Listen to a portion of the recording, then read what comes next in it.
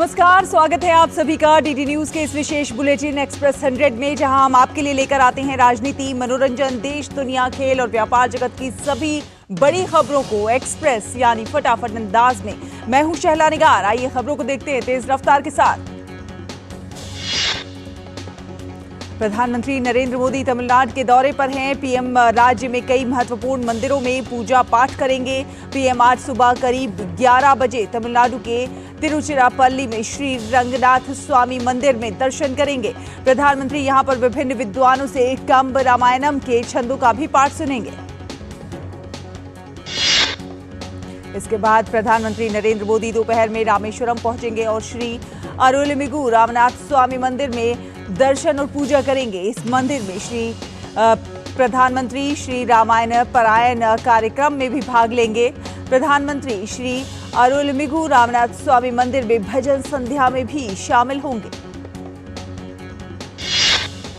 प्रधानमंत्री कल धनुषकोडी के कोठंडारा स्वामी मंदिर में दर्शन पूजन करेंगे। ये धनुषकोडी के पास अरिचल मुनाई भी जाएंगे, जिसके बारे में कहा जाता है कि यहां पर राम सेतु का निर्माण हुआ था। अयोध्या धाम में 16 तारीख से श्री रामलला की मूर्ति की प्राण प्रतिष्ठा के लिए विशेष अनुष्ठान हो रहे हैं। आज इसका 5वां दिन है। आज के अनुष्ठान में शक्कर और फलों के साथ रामलला की मूर्ति को रखा जाएगा। शाम को सुगंधित फूलों के साथ अधिवास होगा। अयोध्या में भगवान श्री रामलला के प्राण प्रतिष्ठा से पहले सुरक्षा के कड़े बंदोबस्त किए गए हैं। आज से रामलला के अस्थायी मंदिर में दर्शन की व्यवस्था बंद हो गई है। अयोध्या को सजाने का काम तेजी से जारी है। अयोध्या मंदिर का द्वार फूलों से सजाया जा रहा है। श्री राम मंदिर के प्राण प्रतिष्ठा समारोह से पहले अयोध्या में दिए जलाए गए। इस अवसर पर बड़ी संख्या में उपस्थित लोगों ने जय श्री राम के जयकारे लगाए। अयोध्या में सरयू नदी के तट पर भक्तों ने सीता राम का जाप किया। अयोध्या के साथ साथ देश की राजधानी दिल्ली भी राममय हो चुकी है। देश भर के 75 कलाकार 300 मीटर लंबी एक वॉल पेंटिंग पर रंगों और ब्रश से भगवान श्री राम के अनेक रूपों को अद्भुत रूप दे रहे हैं। हैदराबाद से 1265 किलो लड्डू का प्रसाद अयोध्या के कार सेवकपुरम पहुंचा। राम मंदिर प्राण प्रतिष्ठा समारोह से पहले महाराष्ट्र के ठाणे में श्री राम पेड़ा और लड्डू की मांग बढ़ गई है। आंध्र प्रदेश के तिरुमाला तिरुपति देवस्थानम ने अयोध्या राम मंदिर प्राण प्रतिष्ठा समारोह के लिए 1 लाख लड्डू तैयार किए। 22 जनवरी को राम मंदिर के प्राण प्रतिष्ठा समारोह से पहले वाराणसी की एक कॉलोनी में 5 क्विंटल लड्डू बनाने की तैयारी हो रही है। वहीं राम मंदिर प्राण प्रतिष्ठा समारोह से पहले राजकोट को खूबसूरत तरीके से सजाया गया है। प्राण प्रतिष्ठा समारोह से पहले देहरादून में घंटाघर पर लेजर लाइट के माध्यम से भगवान राम की तस्वीर प्रक्षेपित की गई। राम मंदिर प्राण प्रतिष्ठा समारोह के मद्देनजर मध्य प्रदेश सरकार ने 22 जनवरी को राज्य के सभी सरकारी कार्यालयों के लिए आधे दिन के अवकाश की घोषणा की है। अयोध्या राम मंदिर प्राण प्रतिष्ठा के मद्देनजर महाराष्ट्र में 22 जनवरी को सार्वजनिक अवकाश घोषित किया गया है। दिल्ली के जामिया मिलिया इस्लामिया विश्वविद्यालय में रामलला प्राण प्रतिष्ठा के अवसर पर 22 जनवरी को आधे दिन का अवकाश रहेगा। विदेशों में भी रामलला की प्राण प्रतिष्ठा को लेकर उत्सव का माहौल है। अमेरिका का अटलांटा शहर भी राममय हुआ है। अटलांटा शहर में जगह जगह प्रभु श्री राम के पोस्टर नजर आ रहे हैं। शहर में सुनाई दे रही है श्री राम धुन। वाराणसी में ज्ञानवापी परिसर स्थित सील वजूखाने की आज होगी सफाई। वजूखाने की साफ सफाई के दौरान दोनों पक्षों के 2-2 प्रतिनिधि मौजूद रहेंगे, लेकिन वो जाली के भीतर नहीं जाएंगे। सफाई का काम इस तरह से किया जाएगा कि वजूखाने में मिली शिवलिंग जैसी आकृति को कोई नुकसान ना पहुंचे और ना ही किसी की धार्मिक भावना आहत होने पाए। सफाई के दौरान सुरक्षा के पुख्ता इंतजाम होंगे। सुप्रीम कोर्ट ने बीते 16 जनवरी को वजूखाने की सफाई का आदेश दिया था। कोर्ट ने कहा था कि वजूखाने की सफाई वाराणसी के जिला प्रशासन की देखरेख में की जाए। जमीन घोटाले मामले में प्रवर्तन निदेशालय की टीम आज झारखंड के मुख्यमंत्री हेमंत सोरेन से पूछताछ करेगी। ईडी के अधिकारी रांची स्थित मुख्यमंत्री आवास पहुंचकर सीएम से घोटाले के संबंध में सवाल करेंगे। प्रवर्तन निदेशालय ने पूछताछ के लिए हेमंत सोरेन को अब तक 8 समन जारी किए थे। 8वें समन के बाद मुख्यमंत्री ने पूछताछ पर सहमति जताई।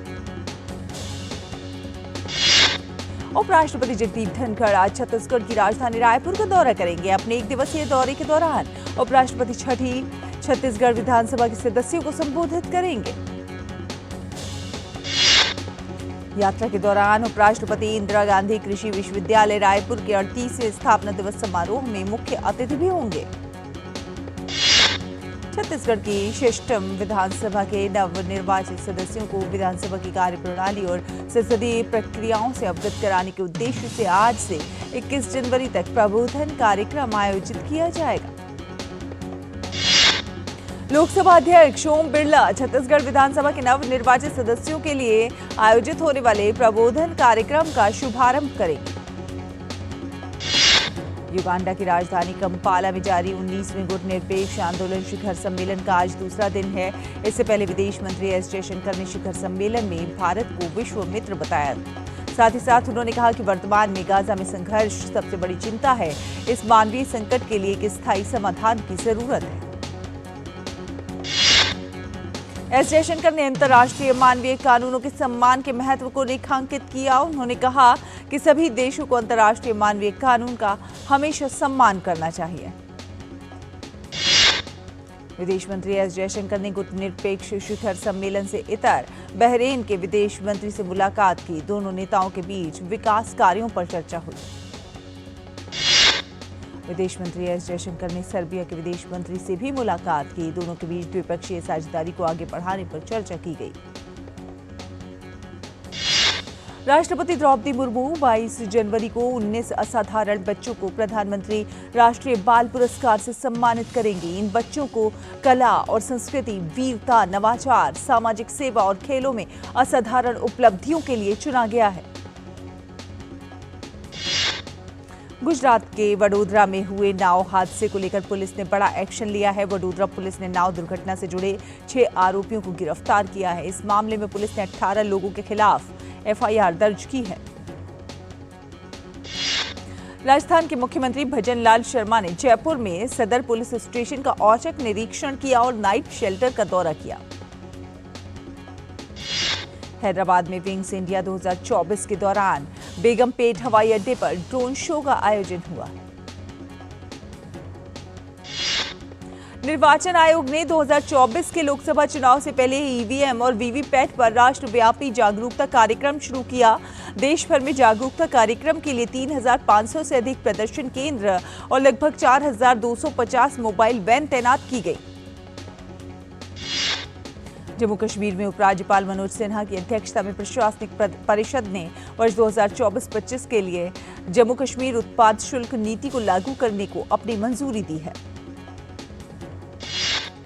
देश के कई राज्यों में शीतलहर का सितम जारी है। राजधानी दिल्ली में कोहरे के कारण कम विजिबिलिटी की वजह से आईजीआई हवाई अड्डे पर कई फ्लाइट देरी से चल रही हैं और कुछ फ्लाइट रद्द हो गई हैं।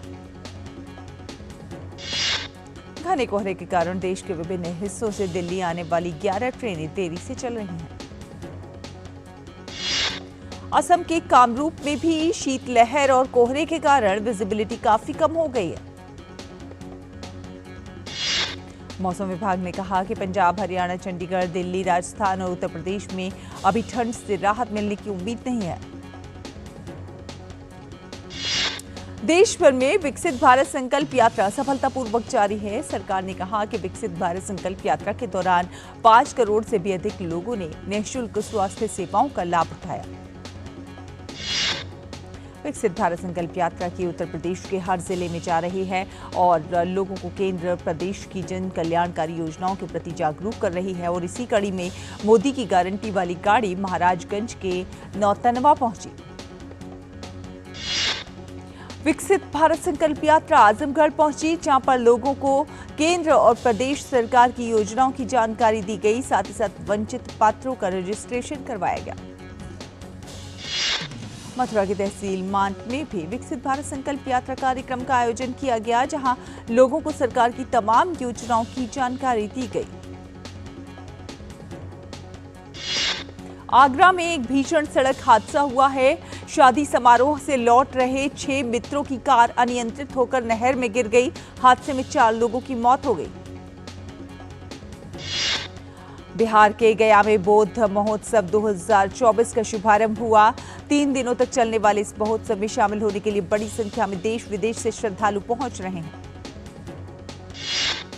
बिजली कंपनी CESC लिमिटेड का एकीकृत शुद्ध लाभ दिसंबर तिमाही में 10% से अधिक घटकर 301 करोड़ रुपए रहा। भारतीय शेयर बाजार आज खुला रहेगा। आमतौर पर शेयर बाजार केवल सोमवार से लेकर शुक्रवार तक ही खुला रहता है।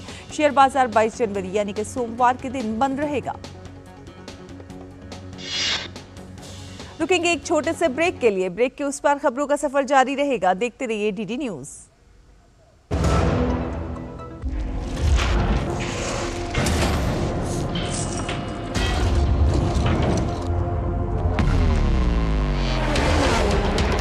Race mode.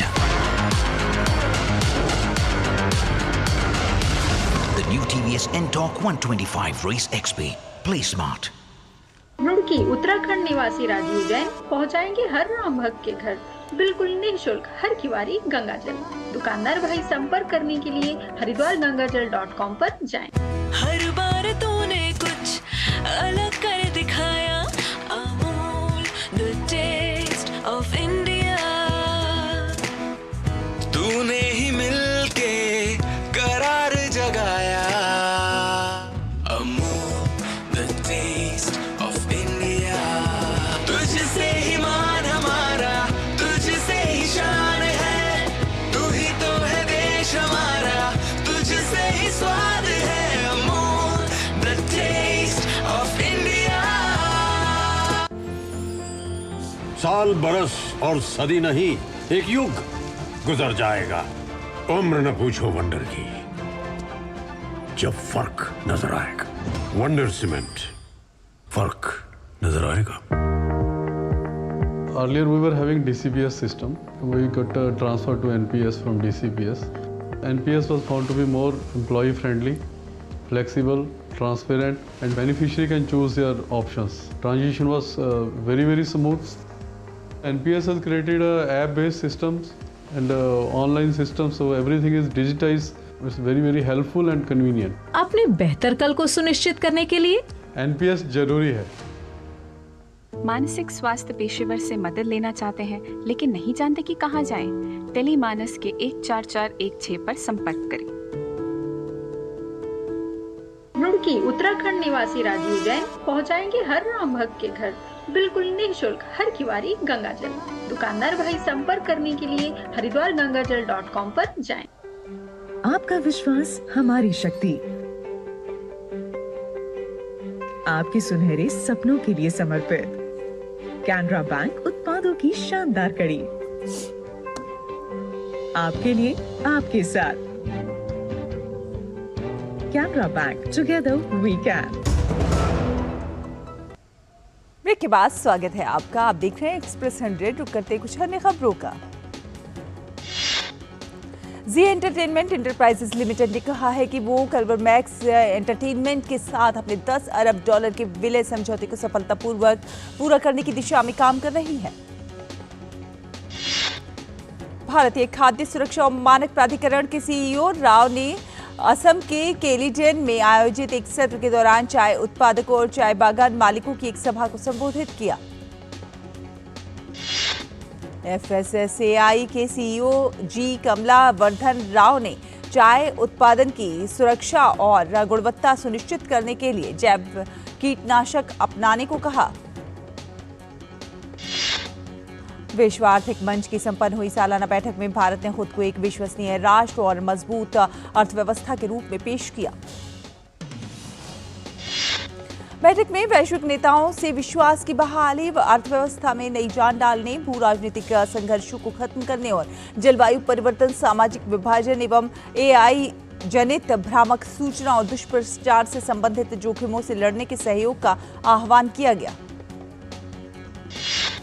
महाराष्ट्र के मुख्यमंत्री एकनाथ शिंदे ने कहा है कि वो राज्य को 1 लाख करोड़ डॉलर की अर्थव्यवस्था बनाने के महत्वाकांक्षी लक्ष्य की ओर ले जाने के लिए दृढ़ है। महाराष्ट्र सरकार ने इसी सप्ताह विश्व आर्थिक मंच की वार्षिक बैठक में 3.53 लाख करोड़ रुपए के निवेश समझौता ज्ञापन पर हस्ताक्षर किए। आधिकारिक बयान में कहा गया है कि महाराष्ट्र को अतिरिक्त 1 लाख करोड़ रुपए के निवेश के लिए रुचि पत्र भी मिला है, जिससे कुल प्रस्तावित निवेश 4.5 लाख करोड़ रुपए हो गया है। ओडिशा सरकार ने 11 कंपनियों के साथ 23,389 करोड़ रुपए की विभिन्न परियोजनाओं के लिए समझौता ज्ञापन पर हस्ताक्षर किए। ओडिशा सरकार ने कहा है कि ये परियोजनाएं झारसुगुडा, संबलपुर और सुंदरगढ़ जिलों में स्थापित की जाएंगी। हिंदुस्तान जिंक लिमिटेड का एकीकृत शुद्ध लाभ दिसंबर 2023 को समाप्त तिमाही के दौरान 6% घटकर 2,028 करोड़ रुपए रहा। केंद्रीय उपभोक्ता संरक्षण प्राधिकरण ने श्री राम मंदिर अयोध्या प्रसाद के नाम से मिठाई बेचने के लिए अमेजन को नोटिस जारी किया है। एक सरकारी बयान में कहा गया है कि CCPA ने नोटिस जारी होने के 7 दिनों के भीतर अमेजन से जवाब मांगा है, अन्यथा उपभोक्ता संरक्षण अधिनियम 2019 के प्रावधानों के तहत उनके खिलाफ आवश्यक कार्रवाई शुरू की जाएगी।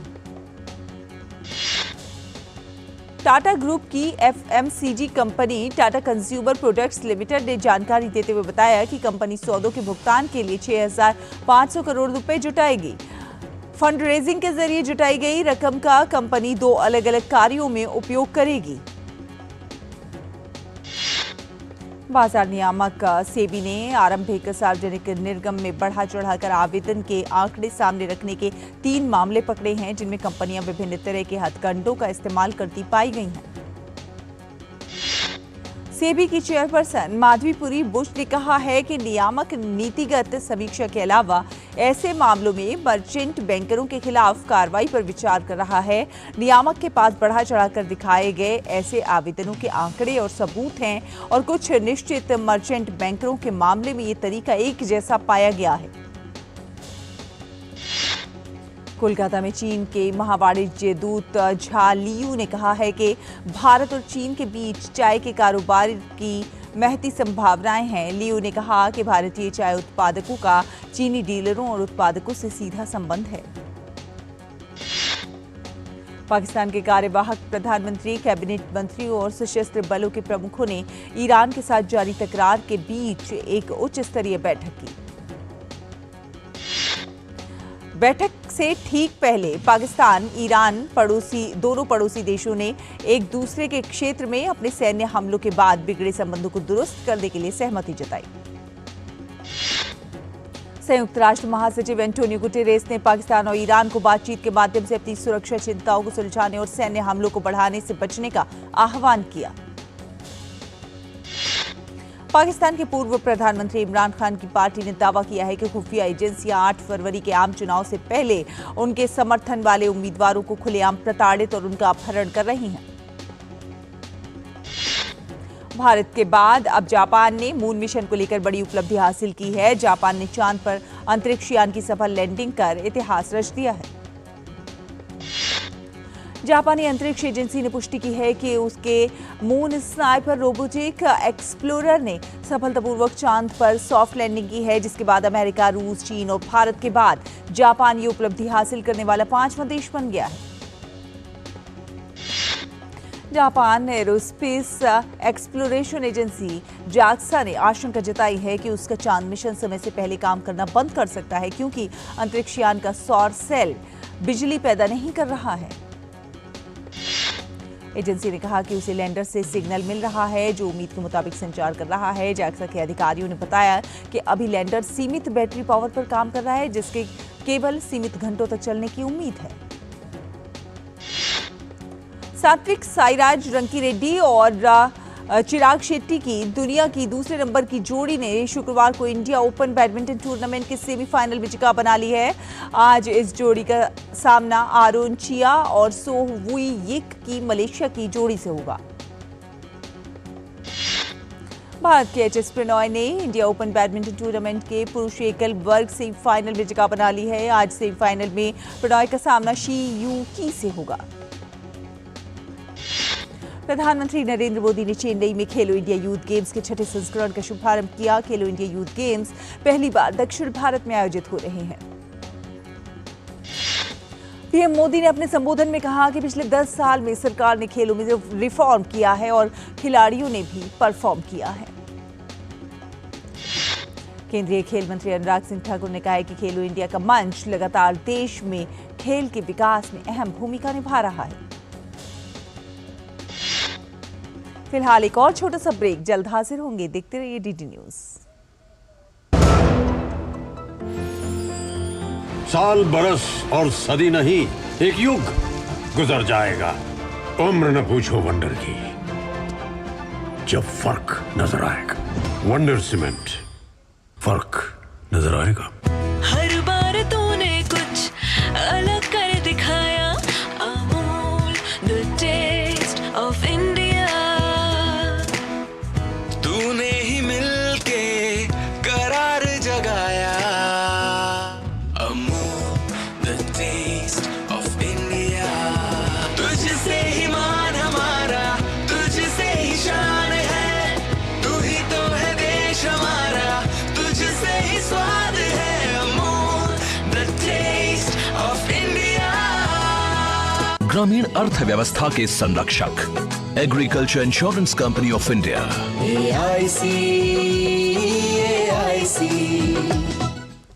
मोदी सरकार की गारंटी, भारत होगा गरीबी मुक्त। 5 सालों में 13 करोड़ 50 लाख लोगों को गरीबी से बाहर निकाला। हमारा संकल्प विकसित भारत। रुड़की उत्तराखंड निवासी राजीव जैन पहुंचाएंगे हर राम भक्त के घर बिल्कुल निःशुल्क हर किवारी गंगा जल। दुकानदार भाई संपर्क करने के लिए haridwargangajal.com पर जाएं। ब्रेक के बाद स्वागत है आपका। रुक करते हैं कुछ अन्य खबरों का। दक्षिण अफ्रीका में आयोजित हो रहे अंडर 19 क्रिकेट विश्व कप में आज भारतीय टीम अपने अभियान का आगाज करेगी। भारत का सामना बांग्लादेश से होगा। एडिलेड टेस्ट के तीसरे ही दिन ऑस्ट्रेलिया ने वेस्ट इंडीज को 10 विकेट से हरा दिया। पहले टेस्ट में तीसरे दिन के पहले ही सेशन में कंगारुओं ने वेस्ट इंडीज की दूसरी पारी 120 रन पर समेट दी। साल के पहले ग्रैंड स्लैम ऑस्ट्रेलियन ओपन में नोवाक जोकोविच की जीत का दौर जारी। तीसरे दौर में टॉमस मार्टिन को 6-3, 6-3, 7-6 से हराया। इटली के यानिक सिनर ने चौथे दौर में प्रवेश किया। तीसरे दौर के मैच में सिनर ने अर्जेंटीना के सेबेस्टियन को पराजित किया। वहीं अमेरिका के टेलर फ्रिट्ज ने भी जीता मुकाबला। तीसरे दौर में हंगरी के फैबियन मेरोजन 3-6, 6-4, 6-2, 6-2 से शिकस्त दी। महिला एकल वर्ग में रूस की मीरा एंड्रीवा ने बनाई चौथे दौर में जगह। तीसरे दौर में फ्रांस की डायने पेरी को 1-6, 6-1, 7-6 से मात दी। अमेरिका की कोको गॉफ ने भी जीता तीसरे दौर का मैच। हमवतन खिलाड़ी एलिसिया पार्क्स को 6-0, 6-2 से हराया। अफ्रीका कप ऑफ नेशंस में सेनेगल के जीत का दौर जारी। टीम ने कैमरून के खिलाफ 3-1 की शानदार जीत दर्ज कर खुद को अंतिम 16 में पहुंचाया। मिस्र के अफ्रीका कप ऑफ नेशंस अभियान को तगड़ा झटका लगा है। टीम के स्टार खिलाड़ी मोहम्मद सालाह हुए चोटिल। सोमवार को केप वर्डे के खिलाफ मुकाबले में नहीं उतरेंगे। ईरान की फुटबॉल एशियन कप के अंतिम 16 में पहुंच गई है। टीम ने हांगकांग को 1-0 से हराकर ये कामयाबी हासिल की। धार्मिक भावनाओं को ठेस पहुंचाने के आरोपों के बाद फिल्म अन्नपूर्णानी में मुख्य किरदार निभाने वाली अभिनेत्री ने दर्शकों से माफी मांगी है। साउथ स्टार महेश बाबू की फिल्म गुंटूर कारम का बॉक्स ऑफिस पर औसत प्रदर्शन जारी है। फिल्म अब तक कुल 180.85 करोड़ रुपए का कारोबार करने में सफल रही है। तेजस अजय स्टारर फिल्म हनुमान लगातार बॉक्स ऑफिस पर कमाल कर रही है। रिलीजिंग के 8वें दिन फिल्म ने 4.29 करोड़ रुपए की कमाई की। विदेशी बॉक्स ऑफिस पर हनुमान ने शानदार रिकॉर्ड बनाने में सफलता पाई। फिल्म ने अकेले उत्तरी अमेरिका में रिलीज के बाद महज 4 दिन में $5,25,000 की जबरदस्त कमाई की। तमिल अभिनेता धनुष ने अपनी आगामी फिल्म D51 की शूटिंग शुरू कर दी है। फिल्म हिंदी के अलावा तमिल, तेलुगु, कन्नड़ और मलयालम भाषाओं में रिलीज होगी। अभिनेता धनुष को सुप्रीम कोर्ट से बड़ी राहत मिली है। सर्वोच्च न्यायालय ने धनुष के खिलाफ लगाए गए उन सभी आपराधिक कार्यवाही को रद्द कर दिया है जिसमें उन पर फिल्म वेलैला पट्टाधारी के पोस्टर के जरिए धूम्रपान करने का आरोप लगाया गया। देश के पूर्व प्रधानमंत्री अटल बिहारी वाजपेयी की जिंदगी पर आधारित फिल्म मैं अटल हूं देश भर के सिनेमाघरों में रिलीज हो गई है। फिल्म में अभिनेता पंकज त्रिपाठी ने अटल जी के किरदार में वो नजर आ रहे हैं। रणबीर कपूर की फिल्म एनिमल की OTT रिलीजिंग पर संकट के बादल मंडरा रहे हैं। दिल्ली हाईकोर्ट ने फिल्म की OTT रिलीज पर रोक लगाने की सिने वन स्टूडियोज प्राइवेट लिमिटेड की याचिका को स्वीकार करते हुए टी सीरीज और नेटफ्लिक्स को समन जारी किया है।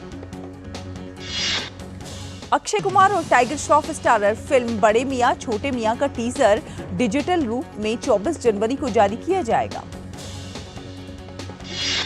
अभिनेत्री रकुलप्रीत सिंह और प्रोड्यूसर जैकी भगनानी जल्दी ही शादी के बंधन में बंधने जा रहे हैं। रिपोर्ट के अनुसार दोनों 21 फरवरी को परिवारजनों की मौजूदगी में गोवा में 7 फेरे लेंगे। इसी के साथ एक्सप्रेस न्यूज में फिलहाल इतना ही। DD न्यूज पर खबरों का सफर लगातार जारी है। देखते रहिए DD न्यूज। नमस्कार।